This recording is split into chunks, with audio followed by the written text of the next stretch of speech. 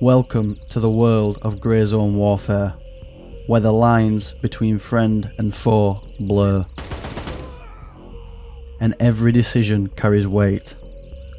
No rules, no boundaries, just survival. Grey Zone Warfare released today into early access, and I found myself quite curious as to what the lore is behind us, the players, being there.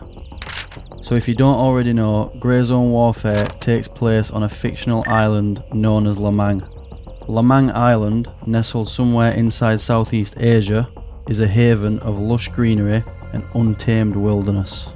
This tropical paradise is a jewel of natural beauty and enigmatic secrets. From what I could find online, as of now, the lore isn't too well known, as MADFINGER Games stated, "Our goal for each player is to discover it by themselves and have fun piecing together all the snippets of information that will be scattered throughout the game." However, there is indeed some tidbits of lore to clue the player in on why each PMC group is fighting inside of Lamang. Let's get started.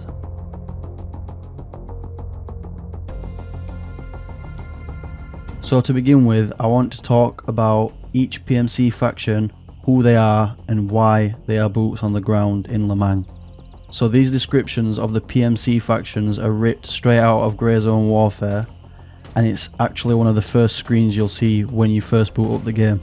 Firstly, let's talk about the Lamang Recovery Initiative, or LRI for short. Founded and funded by a tech billionaire, LRI publicises itself as a strictly philanthropic exercise to search for pockets of survivors in and around Ground Zero after the UN abandoned the island. The armed section of the organisation is composed of small, highly professional security details that accompany rescue and cleanup teams to protect them from some of the other far less altruistic factions operating in the area. Next up, we have Mithras Security Systems. Now, Mithras bills itself as a PMC run by soldiers for soldiers. They don't ask too many questions about an operator's motivations or past history. The only real bar to Mithras membership is a lack of field experience or military competence. It prides itself on accepting the best and pays accordingly.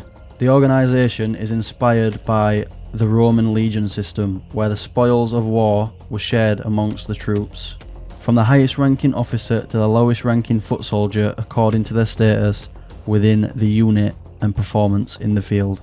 And lastly is Crimson Shield International. This PMC group rose to infamy during the early stages of the Syrian civil war. Whilst they boast an impressive 95% success rate, some of their methods can be seen as somewhat questionable, often resulting in collateral damage. That being said, no one can deny their effectiveness and cold-blooded approach to any job that needs to be done. Their gung-ho nature attracts not just ex-military personnel, but basically anyone with a lust for adventure and action. Alright, now we've laid the foundation of the types of soldiers each faction consists of, let's get into the nitty-gritty of what actually happened on Lamang. So the tale commences with a mysterious calamity striking Lamang. Enveloped in a veil of assorted conjectures from both official channels and online discourse, in the aftermath of the catastrophe, pandemonium ensued, prompting the United Nations Lamang Relief Agency, or UNLRA for short, to initiate an evacuation effort. Within the span of a week, the majority of survivors departed the island, leaving the island subject to international quarantine. As Lamang languished in abandonment, opportunistic criminal factions seized upon the chaos, engaging in clashes with the Lamang armed forces. Subsequently, 3 private military companies contracted by influential patrons descended upon the scene, establishing their presence and embarking on an expedition toward the now dubbed Ground Zero. Yet, they encountered a succession of unforeseen assaults by skilled adversaries, resulting in substantial casualties. In their bid to reclaim lost territory and fulfill client objectives, the PMCs sought fresh recruits, among them being us, the player. Now, to round this video off, I want to talk about the Ground Zero zone, located on the map of Lamang Island.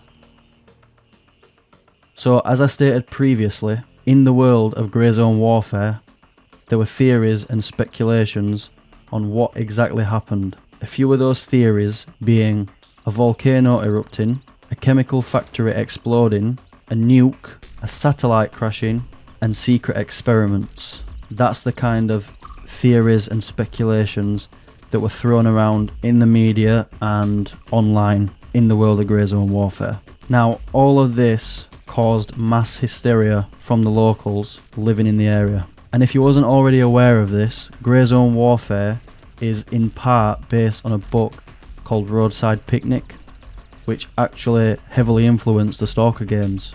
However, the anomalies found inside of Ground Zero in Grey Zone Warfare, as of now, have been a lot less noticeable than the kinds we see in the Stalker series.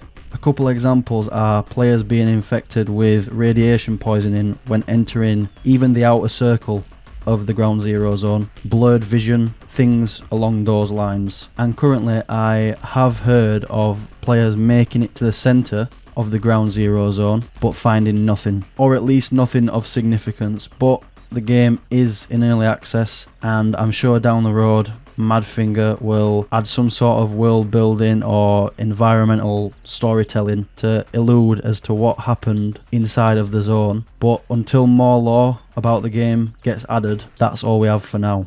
I myself look forward to what's to come down the road from MADFINGER. If you guys did enjoy the video, please leave a like. I know it's something a little different for my channel. I normally do sort of cinematic gameplay videos, but this is something I really want to talk about. I think it's quite an interesting topic, just because there's not really much we know as of now. But I do look forward to seeing what comes in the future, what sort of secrets we find on the island and all that good stuff. Anyway, I hope you all enjoyed. Jump into some Grey Zone Warfare if you can, and I'll see you all on the next video.